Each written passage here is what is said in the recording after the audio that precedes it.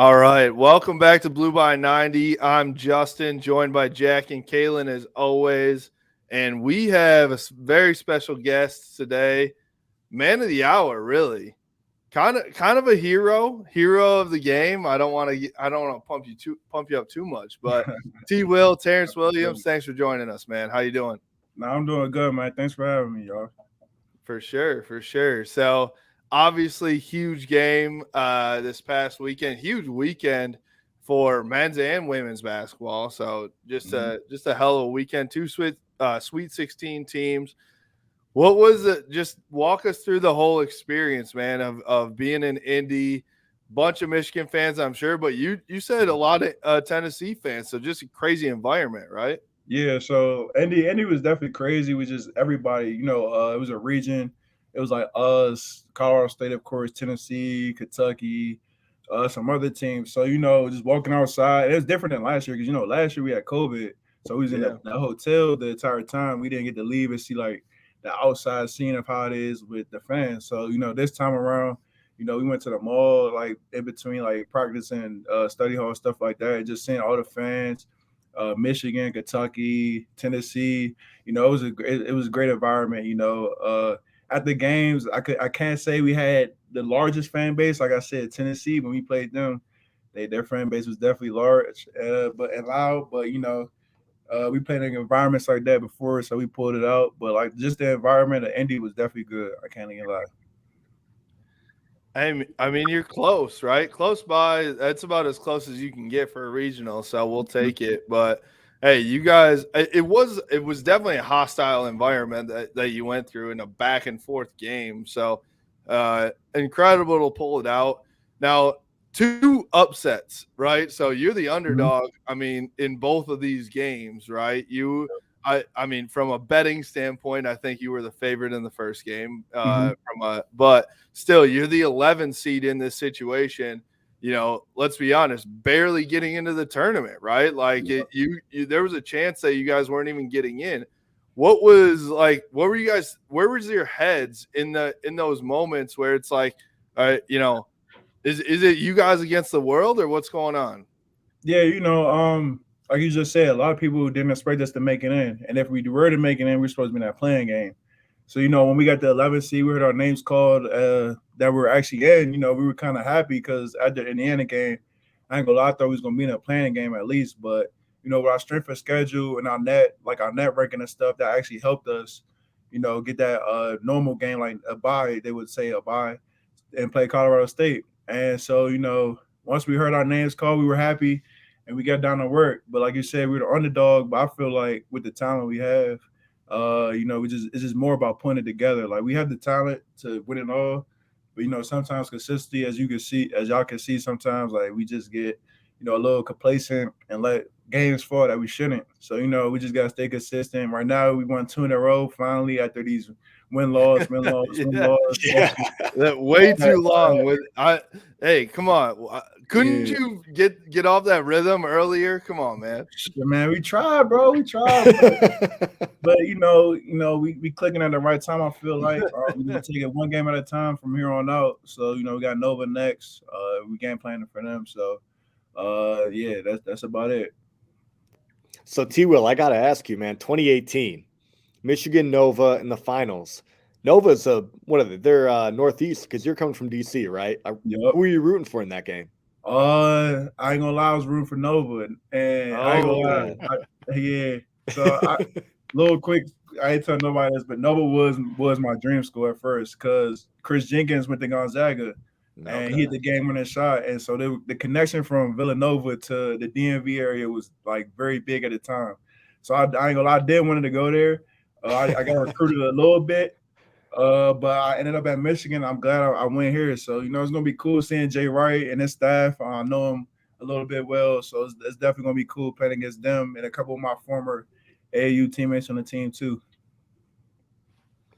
That's a cool connection. I didn't know about that. I mean, obviously, it's the same area. Philly, DMV is all, very close. But that is a cool connection. So, There might be a little bit of something to the game more than everyone thought for you then, right? You got just a little bit. But like I said, I'm gonna stay locked in. You know, it's a team sport. You know, follow the game plan, not make it by myself, and just try to get the win for sure.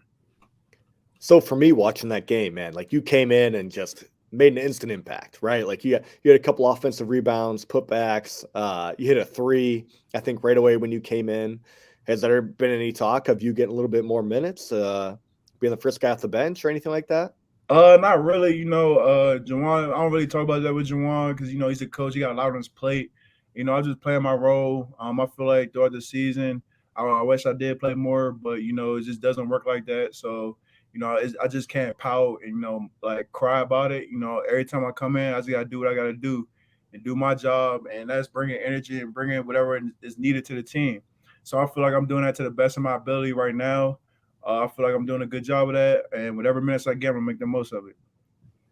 I feel like that's what a lot of you guys on the team, that's the mentality you guys have. Is that something that Juwan kind of preached when he was recruiting you? Yeah, you know, his motto is like stay ready so you don't gotta get ready. He talks about that a lot. And you know, on the bench, you know, you could be sitting over there for a short amount of time, you can sit over there for a long amount of time. But whenever you call your name, you gotta be ready to go. Because if you're not, you coming right back out and sit on the bench. So, you know, just being not being locked in is something I can't do. And I stay locked in at all times because I know when I'm out there, I gotta give it my all so I can stay on the court and get more PT.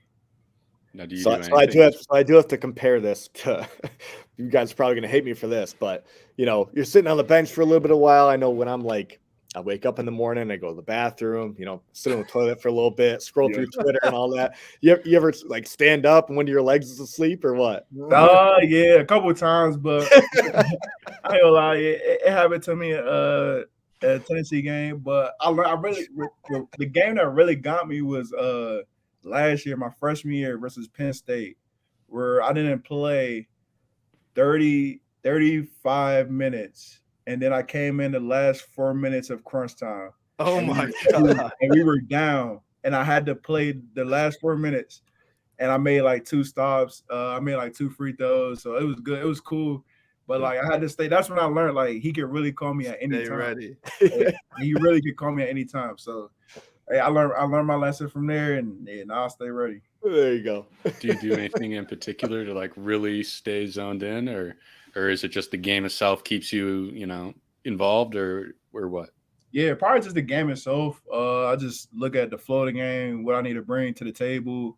You know, it's more like a mental aspect of you know, looking and see where I can fit in. If they're flowing well on offense, what can I do to make it better? If they're not flowing on offense, like what I need to do to produce more, stuff like that. Do I need to defend this player better than the people have had in the prior minutes? So it's just stuff like that, just staying locked in and looking at the little things. So the other part too was these rebounds. So we did a little recap podcast yesterday of the game, and I think we said like when you made those rebounds, I literally was like, who was that? You flew in so fast.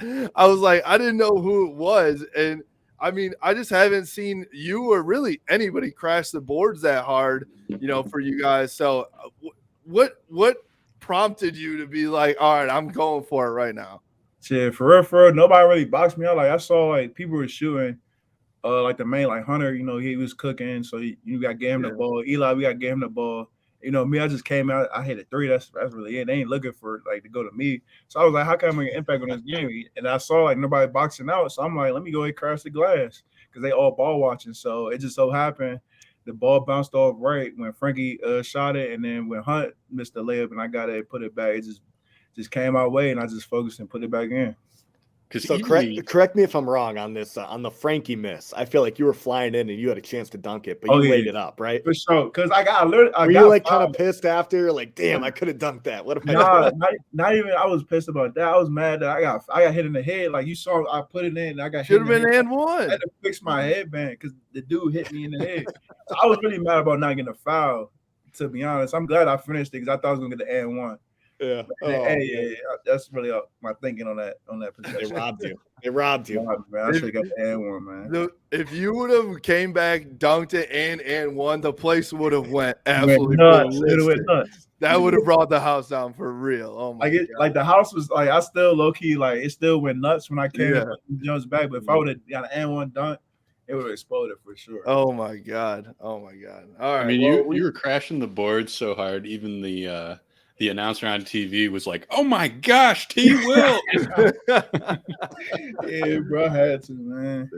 Well, I also do think that a lot of this stemmed from your pregame, what you did, which was you stepped off the bus in probably the coldest T-shirt out there, in my opinion. Yeah, that Bad Boys T-shirt hard. I ain't gonna lie. Like I got a lot of compliments. See them comments. My teammates, my coaches wanted it. So, hey, it's tough now. We're gonna get everybody geared up. Love it. So I gotta ask: Is Juwan gonna be wearing that or what? Nah, he didn't say. Like, I didn't want to get on thin ice, right? Like, yeah. I ain't want to bring it up to him because that whole situation. We just gonna let that go in the past. But I ain't gonna bring that up for sure. Figured that for sure. But I mean it's a great shirt. The picture though, like. That's man, fine. I don't. Also, your pictures with the suited up. What did you guys? So you guys decided to go suited up. Business is business, or what? Yeah, we did. So we had just got the suits, and we were like, I mean, we got suits. Like we might as well wear it like pregame. So we was like, let's just wear it to the Colorado State game. Let's just go in there business attire, show them we about business. So that's really how it came about. And our attire, Jason's our attire man, so he didn't want that bought it up. And, we just went along with it. I thought he'd hook you guys up with some Lululemon kind of deal, right? He got one. He don't ever want to bless us though, man. I gotta talk to him about that. Come on, you really do, man. I gotta talk to him about that, man. Oh man. So, who do you hang with the most on the team? Shit, Hunter, my roommate. So I'm with him. I'm with him every day. I was with him earlier. I'll probably say Hunter. Yeah. So when Hunter's playing like he's playing, when he's in the zone, like you go back to the Michigan State game, you go back to like just when he is just like on his game. Are you like trying to amp him up, or is it like don't even talk to him? Which way I don't even talk to him. I just let him do, because I know when you in that, like as a player, once you in that zone, like you in the zone, like you not hearing no outside noise, you ain't hearing none of that. So, I just let him do him. I just tell him keep going, to be honest. Like, yeah, keep eating. So okay, if you're roommates with Hunter, were you roommates with him last year at all? Yeah, I was, but it was me, him, Zeb, and Jace last year. Okay. Now it's me and Hunter. I mean, I'm sure you've seen the pictures of Hunter in high school with the DeMatha jersey on, just looking like, a regular high school. Well, he was friends with him. Yeah, they were. A regular high school kid. Not a lot of swagger. And then you see, once he gets to Michigan, did you guys play any effect on a little bit of his style moving forward? Man, he gonna say no. He gonna say he made his own style. But I feel like we've influenced him for sure. For sure. I have to agree with you, because the picture of him, he's like a little boy. I know he's still probably like 6'8" in that picture, but he looks like a child. And then now he's going with a haircut. He's posting model pics on Insta, got the earrings, all that. He's lined up. He's got the diamonds in his ear. I feel like we influenced that. He's not going to admit it, though. He's not going to admit it. He's not going to admit it, man. We'll bring him on at some point, and we'll force him to admit it. You bet. Oh, man. So, all right. So, you guys looking forward to Villanova here. So, I mean, as much as like Saturday to Thursday is 4 days. It's a quick turnaround. You guys got to travel to San Antonio. Got a couple practices in. How you guys feeling right now? We feeling good. We started up yesterday. We had a travel day. We drove back, and today was our first day of prepping, looking at a scout report, stuff like that. So we got a 3-day prep before we play on Thursday. But like you said, these 3 days gonna go by fast, and we just gotta stay locked in, get into our film and stuff, and just execute the game plan. So you guys back in Ann Arbor right now, or are you staying? Yeah, No, we're back. We came back yesterday and we leave tomorrow. Okay. Yeah. And you're flying down, I assume. Yeah, right? yeah, Okay. yeah. God damn, that'd be a long fucking drive. It's only like hella long, bro. Yeah, if you at the top, Texas at the bottom. That's right. Exactly. Yeah, that's like a 3-day drive. Facts. Sorry, guys, we're gonna be late to the game. We're driving down. Facts. Oh, I was gonna ask too. So, so in the locker room after the game, obviously insane. First of all, Hunter's following Juwan in with the water bottles. You guys go nuts, which is like that's gotta be. You've done it a few times with Big Ten championship last year, like just some great games. Is that like when you douse your coach? Is that one of the best feelings when you guys just go crazy? Yeah, it just felt good like to douse him because the hard work he put in as a coach and like the work we put in, it just all comes to light. And the celebration, like when we celebrate, it just feels so good. Like we just won. We're on a Sweet 16. People didn't even expect us to be in a tournament. So all that just came to light in that celebration. It was just a great experience. And so there's a couple other guys in the locker room too, right? Mm-hmm. Ray Jackson and Chris Webber. Yep. And so you got to hear from them. I don't know if you've had interaction with them before that, but what was that like to hear from I'm sure obviously you didn't grow up like a Michigan fan, so it's not it's not crazy to you, but like those guys are true legends for Michigan. So what's it like to, hear from them in the locker room and just get to know those guys? No, it was definitely cool. I didn't grow up in it, but I watched the Fab Five, and I go to Michigan, so I've done my research on Juwan and the Fab Five, and Chris Webber was that dude. So my God, just hearing him give us praise, give me praise specifically, it just felt good coming from a Michigan legend. Him and Ray, it's just like you said, it's two Michigan legends, and we're in the presence of them. So when they talk, when they speak, we listen, and we just heard what they said.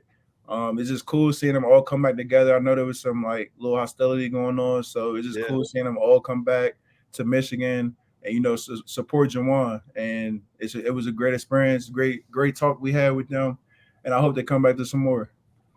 So what was that like for you when C-Web called you out? Because you looked calm, cool, and collected in that video, but was your heart just like, holy shit, that's C-Web, like give me props there? How'd that feel? Yeah, I held it in, but I was like, yeah. I was like that dude. I feel like I pressed C-Web. So I was like, yeah, I'm going to do it for sure. I mean, honestly, I was actually like going back to his highlights at Michigan, like that dude was that dude. I mean, unreal when he would take over games. So, like, obviously Hunter takes over games. C-Web took over games. That guy's a true legend. Definitely. 100%. Oh my God. Yeah. So it's cool for you guys to hear from him. I think the other cool thing about that part is like to see that those guys, Juwan, Chris Webber, Ray Jackson, Jalen's at those games too. Like those guys have a true brotherhood. Like, do you guys take that into effect too, where you're like, man, these guys are with me ride or die right now, and they might be ride or die with me in 40 years too.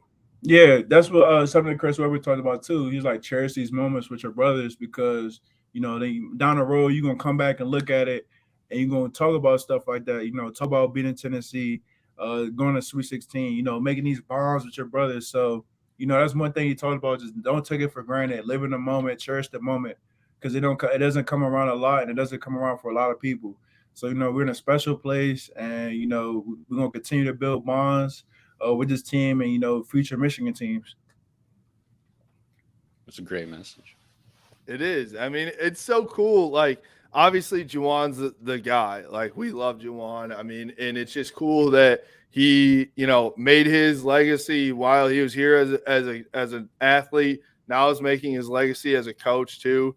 And his teammates are there alongside him. So it is really cool to watch. And it was a long time for C-Web until he came back. Exactly. He even came back to the football program, honestly, before he came back to the basketball program, because there's a lot to that, right? So I think it means a lot for him to make it back into that locker room.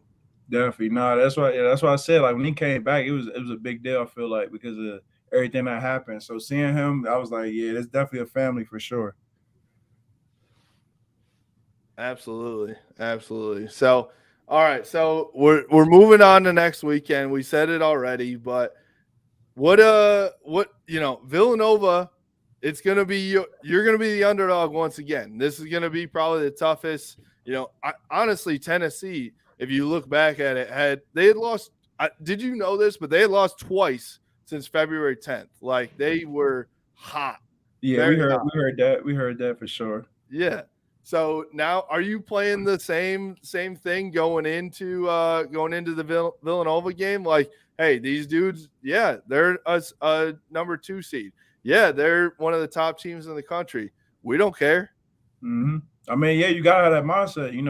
They tie their shoes up the same way we tie our shoes up at the end of the day. So, we're going for 40 minutes, we're gonna give it our all, no matter who we playing, whether it was Tennessee, now it's Villanova. We know what they're capable of. We can't take it for granted.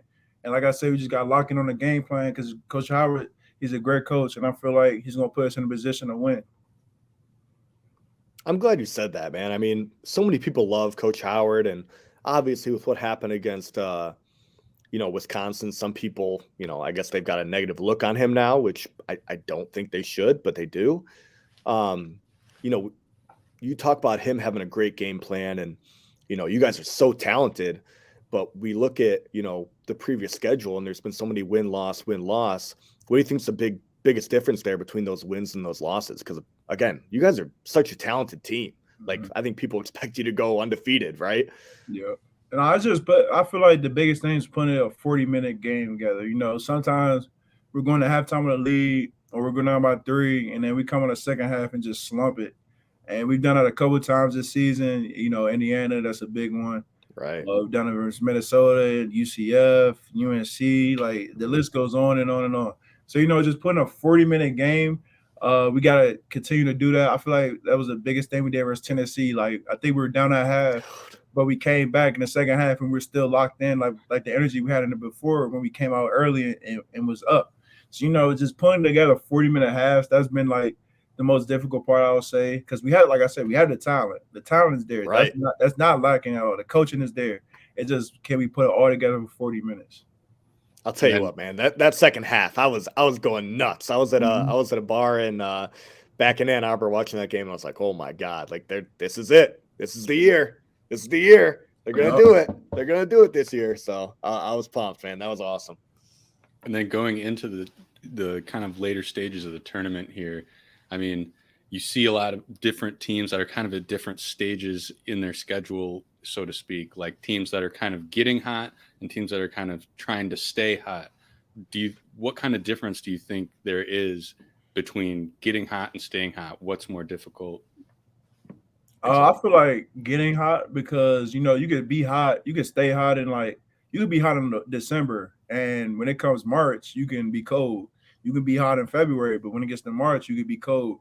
So, I feel like getting hot at the right time is probably the most important thing. Like, you want to click when it comes tournament time because that's when you need it. It's win or go home. Ain't no another game after that. So if you're not hot at that time, if you're not clicking at that time, your season is over, no matter what you did prior, no matter the record you had prior to that. So I feel like, getting hot at the right time is definitely, I feel like, bigger than just staying hot.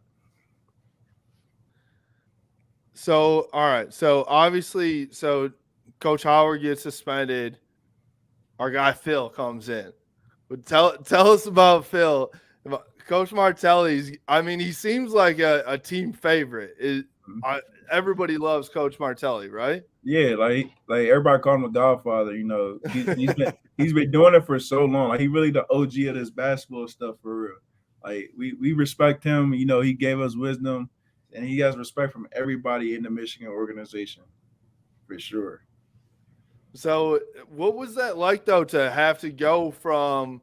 I mean, did your guys like playing style? It did seem like it changed a little bit. Obviously, all the coaches are game planning together. It's one coaching staff, but rotations are different. In game, coaching is different. Did you feel like was that difficult to go from all of a sudden your head coach is out and you've got your assistant coach that's on the sideline?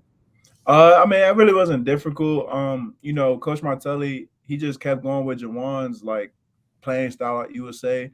It was more about like you said, the rotations were kind of different, I would say, with Martelli. But when it came to playing style, Coach Howard Isley and Coach Juwan, that they're the offensive people, and we just kept on doing their offense. Coach H would call out the plays, and we just execute the plays. So really, everything was the same. It was just a different voice, like different coaching method in the huddles. Like he'll say like when 1 minute games or like 4 minute games, like stuff like that, like little like tidbits and like stuff like that. So I would say like the coaching, like coaching wording and like execution methods were different, but all in all, it really wasn't a drop off from like the playing style and stuff like that. And talk about, so you talked about Howard Isley, Saudi Washington. Talk about what those assistant coaches do behind the scenes, because I feel like, I know Coach Howard gives them so much credit. Coach Martelli gave them so much credit too. But like for you guys on a regular basis in practice and all that stuff, what are those guys doing for you guys on a day in, day out basis? Yeah, they're all involved. Coach Howard's not the type to just, take over and just, talk the whole practice without, letting his staff come and like put in their tidbits or what they see. Like Coach Howard's not doing that. So in practice, all of the coaches have a say, and they're going to say what they see is wrong or what we can do better or what we do good, And I feel like people who don't see that behind the scenes, they just see Juwan because he's the head coach. But game planning, defensive coverages, offensive plays, all that is coming from Coach Saudi, Coach Martelli, and Coach H, as well as Coach Howard. So, it's a collective effort. And, I feel like we have the best coaching staff. So I'm curious about this. I've kind of always thought about it with like, elite programs, whether it's basketball, baseball, whatever sport. The three of us, we didn't play that high level of sports. So I got to ask you, do the coaches, like, let's say you guys are running a defense or running a set and you're like, hey, coach, this isn't working. Are they like open to that and like listen to you a little bit? Or they're like, hey, like, you just got to figure it out? Yeah, depending on the flow of the game, we're on a court. So, we see some sets may work better than others. So we'll bring it up to Coach Howard. And he's not like a stuck-up coach or stubborn or any of that. He's going to be like, okay, let's run it. Let's see if we can execute it. Because we are on the court. We're playing against the other team, and we see what works and what's not working. So we do bring it up to him. We just not constantly like, yeah, let's run this play. Like we're going to let Coach Howard do it. But if we see, that this play is working, we're going to come back to it. And Coach Howard sees that himself. He calls some of the same plays once we execute it. He'll call it many a time start the game. So I feel like he does listen to us, and we once we bring it up. That's awesome. And then during the game, like, I can't hear Coach Howard from my living room, but like, what kind of stuff is he yelling at you while you're on the court, right? Like, it looks like he's calling out plays, but sometimes I'm not really sure. Like, what kind of stuff is he saying? Yeah, sometimes he'll call out plays. Sometimes when our defense is down there, he'll help us on defense, like low man, talk. Just stuff like that. But most of the time, it's more about plays. Sometimes we get on the refs, of course. That's every coach, though. Yeah. Stuff like that. He doesn't really talk a lot. It's more in the huddles where he gets his like meat and potatoes in for sure about what he wants to say. My favorite part is when there's a call he doesn't like, and he'll go on the court and he'll describe to the ref like what's going on. Like somebody's like, that's not a travel, that's a Euro step. Like, that shit cracks me up every time. Sure. Yeah, he is a former player, so I mean, exactly. He knows. He knows. Yeah. So with Coach Howard too, I think what I love, it's like a love-hate thing with his emotions, right? Obviously, it's been, somewhat of an issue, but I think that's what we love about Coach Howard too, is he shows his emotions, and it feels like you guys play with emotion, kind of because of that too. Do you feel like that he's like that type of a leader? I mean, it definitely feels like he's the guy that just like gets in practice or whatever. Like he's like gonna show you what he wants. He's getting on the court, doing all that. Has he ever like dunked on you too at times? Like I feel like it get to that point. Nah, nothing like that. But he's definitely interactive with us. Like he's not the coach to just sit down and, like I said, give orders. He's in, like, he does the big man drills. Sometimes he'll help us wings work out when we ever need it, like post. He works out individually. Like if you get text him, you try to get some work in, he'll be like, okay, cool, this is good this time. So he's very active with us. He's not like a coach that just sit and let the assistants or the managers do everything. He's very active. And you know, like you said, we feed off his energy too. In the games. Like whenever he gets mad, you know, it like hypes us up a little bit. Or like when stuff is not going our way, we'll be like come even closer together to make sure like we don't like disappoint anybody, or like we just come together and execute to make everybody happy, even though it's not going our way. So we definitely feed off him. And I feel like he's a great coach and a great mentor. Do he and Hunter ever go one-on-one in practice? Nah, never one-on-one. Like he'll guard him, but it'd be like token defense. I mean, you said you saw the Fab Five documentary, right? Like, let's say, you know, Coach Howard at Michigan in his prime. You got Hunter right now this year. Who wins that matchup? We talk about this a lot. I ain't gonna lie, I'm riding with my man Hunter. That's my dog. I go with him. I'm not gonna go against him. I'm gonna go with my man Hunter. But Coach Howard in his prime was definitely different for sure. So it was gonna be a good match. It's gonna be a good match. Is that just because you don't want to have to like sleep with one eye open, or what? Nah, man. Hey, man, I'm a loyal individual, man. I got to ride with my dog through thick and thin. So you know, I love it. My man Hunt got it. Rest prime Coach Howard. That's awesome. I think I see him peeking from behind you, like that's right. You'll come in. Yeah. Well, let's talk about you some more. I mean, your role this year, you know, I think it's been kind of like you said it yourself. You wish you had a bigger role, right? You know, that's no secret. But what is it like to deal with, you know, having some games a huge role and some games not so much? I mean, I feel like that's got to be difficult to stay locked in throughout the year, right? Yeah, definitely. But like I feel like what I learned in this process is just staying mentally tough. Like I feel like once you get your mental neck up, once all this is like just locked in, I feel like you can do anything. And so, you know, like you said, some games I have a big role, play a lot of minutes. Some games I would play single digit minutes. But throughout all of that, I just have to stay mentally focused and locked in, because the second he called me and I'm not mentally locked in and I go in the court and I don't bring anything, I'm gonna come back on the bench and it's gonna be part of my minutes will go down even more. So, you know, I just one thing I've learned. I talked with people throughout the organization, like Greg Harden. He's like our psychiatrist. Like he works with people like on the athletes, stuff like that. So, you know, he talks about like to stand mentally focused, and once you conquer that, you know, nothing can phase you. So I don't really let nothing phase me, no matter what my role is, and I'm gonna continue to do that throughout my career. Also, by the way, have you always just drilled threes? I mean, I'll be honest, your body type is not just a 3-point shooter, right? So were you always a 3-point shooter? Or did you have to learn that once you got to Michigan? Nah, I feel like I was throughout high school. I led the EYBL. Fun fact, I led the EYBL. That's the Nike shit. I led the EYBL my sophomore going into junior year in 3-point percentage. So So you have. Yeah, I feel like I had the chopper since high school, no cap. But you know, my freshman year last year, I didn't really get like a lot of minutes to like show it. And every time I did, I was bricking. I ain't gonna lie to y'all, because I was just so happy. I was just so happy to get in. You feel me? So I was just trying to get them jumps up. But now I feel like I'm showing it. I'm more locked in. Like I shoot with like better focus. I would say, like I'm just not coming in just trying to get some shots up now. Now more is like I'm locked in, shooting my shot, shooting the right shot, or just reading the defense. In all honesty, but no, to your point, I always had a chopper. It's just now people seeing it. T-Will, I apologize for Justin, man. He's he can't recognize game when he sees it. I know. We see a jump shot. I'm like, that's too smooth for him to just have developed that. Yeah, it's just a body type. You're like a thick 6'7", man. Yeah. There's not many shooters that are thick 6'7" boys. I mean, I ain't really the most athletic type, so I gotta be able to do something to get a D1 level. Just that's right. Come on, I gotta do something good. I'm sorry. All right. Oh man. Well, you can keep offensive rebounding, crash those boards. That'll help for sure too.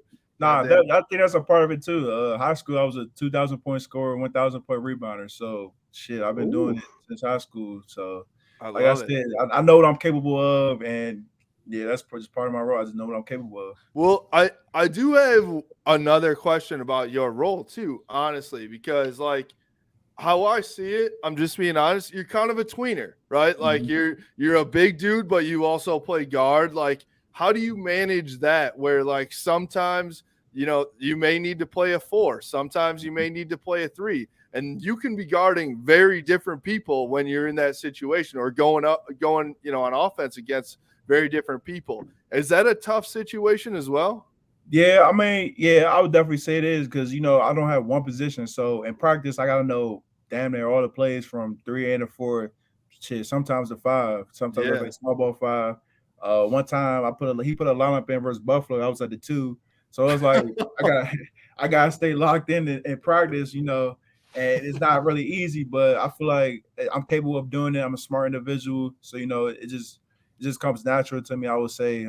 But it's definitely hard. But I don't consider myself a position. I consider I'm a basketball player. You put me on the court, I'm gonna find a way to make an impact, whether it's at any position I'm at. So that's how I look at the DMV way. Is that the DMV way where you just hoop no matter what? Yeah, but at the end of the day, we playing basketball. Like, but no matter the position, you out there on the court, it's 5 versus 5. You just gotta make an impact some way. How I look at it is just as long as you could guard somebody, you could play that position. So if I could guard a 2, I could play the 2. I guard a 3, 4. As long as I could guard, I'm good. That's the most important aspect, I would say, in basketball, being able to guard. I think the one thing with fashion, going back to Hunter too, that you put to him was headband Hunter. I think that's got to be credited to you. Hey, like I said, I influence, but he's gonna say he did it. He's gonna say, I'm sure he will. You've been headband T Will forever. There's hoodie Mellow, then there's headband T Will. So exactly. Shit. All right, man. Well, we appreciate you joining us. We know you've got a lot on your plate right now, so thanks a lot. Hey, the Blue by 90 shop.com has the Ann Arbor Bad Boys shirts. You guys will be rocking them headed to San Antonio. We appreciate you. So you guys got a lot going on, but we're confident in you, man. We're excited for what we're about to see. And we appreciate you. Tell the people where they can follow you. Are you on TikTok? I know you're on TikTok. Not on TikTok. I ain't on TikTok. I'm a big Twitter guy. My name is _FLYYT_5T and Instagram _TWill5. Those are the most 2 things. I'll be on Snapchat, but that's like more personal. So I was getting them too. That's for the ladies, right? Yeah, exactly. There you go. you put 2 and 2 together. Just follow me on Instagram. I did see. I mean, Devontae did a TikTok with Adrian. Are you out there dancing with Adrian or no? Nah, I'm not that tight. I'm not a dancer. I don't consider myself a dancer. I'm too stiff to be dancing. So I ain't really the TikTok guy. I'm gonna let Adrian and all them do that because you can make a living on TikTok. So Adrian's doing it. Yeah, exactly. I support my boy through whatever, through his life. So yeah, for sure. He's doing all right. Hey, well, the other thing is, I think we got to come out with a T-Will T-shirt too. I mean, come on, right? Yes, sir. We're gonna talk about a collab once we win these next 2 games. It's gonna be rocking for sure. We gonna drop something. There we go. I love it. All right. Well, we'll be watching you this weekend for sure, and then we'll have all the content out too. You can follow us at Blue by 90 on Twitter, Instagram, Facebook. We're on the Amazing Brew YouTube channel as well. We appreciate you. Go Blue. Go Blue. Guys. Thank you for having me, y'all. Go Blue. Thanks.